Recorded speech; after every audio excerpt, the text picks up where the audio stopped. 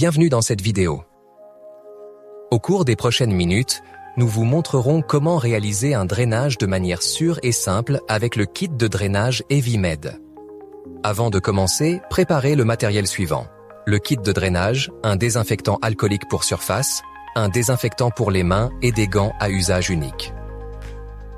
Commencez par préparer une surface de travail propre sur une table et désinfectez-la avec le désinfectant pour surface. Lavez-vous soigneusement les mains, désinfectez-les et enfilez les gants. Vous disposez soit d'un cathéter court, visible à gauche de l'image, soit d'un cathéter plus long, visible à droite, enroulé sur la compresse fendue en mousse. Pour les deux options, les instructions de drainage suivantes s'appliquent. Retirez délicatement le pansement recouvrant le cathéter. Veillez à ne pas tirer sur le cathéter. N'utilisez jamais de ciseaux ni d'autres instruments. Si vous constatez des rougeurs, des gonflements ou des accumulations de liquide, informez immédiatement votre médecin traitant. Retirez ensuite les gants et désinfectez à nouveau vos mains.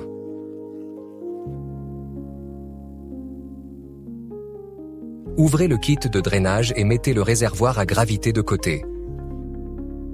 Ouvrez le set de matériel de pansement et dépliez le champ bleu avec la languette orientée vers le haut. Veillez à ne pas toucher la face interne du champ. Ouvrez l'emballage du kit de drainage et sortez-en le contenu. Il est important que l'embout d'introduction situé sur la ligne de raccordement reste stérile. Saisissez les gants par l'ouverture et enfilez-les. Veillez à ne toucher aucun objet non stérile avec les gants. Ouvrez l'emballage des compresses alcoolisées sans les retirer. Retirez et éliminez avec précaution le capuchon en silicone ou de protection du cathéter.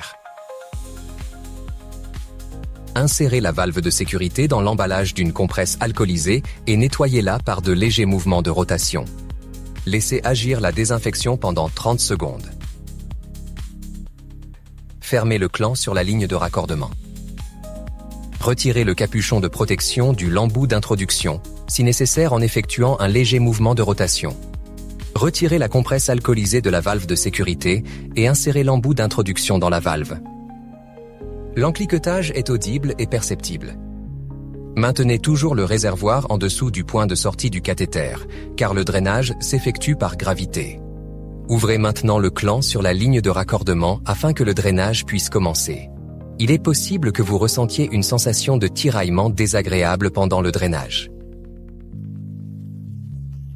Si c'est le cas, fermez le clan sur la ligne de raccordement afin de suspendre temporairement l'écoulement du liquide. En cas de douleurs importantes, arrêtez complètement le drainage. Lorsque le volume de drainage recommandé par le médecin est atteint, terminez le drainage en fermant le clan. Déconnectez la valve de sécurité et la ligne de raccordement.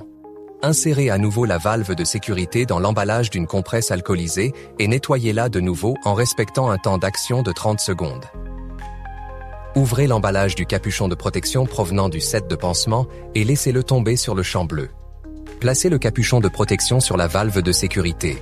Lisez directement la quantité de drainage sur la poche de recueil et consignez-la dans votre fiche de suivi du drainage. Avant de commencer la mise en place du nouveau pansement, veuillez sélectionner la vidéo correspondant à votre cathéter. Vous reconnaîtrez la bonne vidéo grâce à l'image d'aperçu montrant le cathéter approprié. Tous les ustensiles que vous avez préparés à cette étape seront encore nécessaires.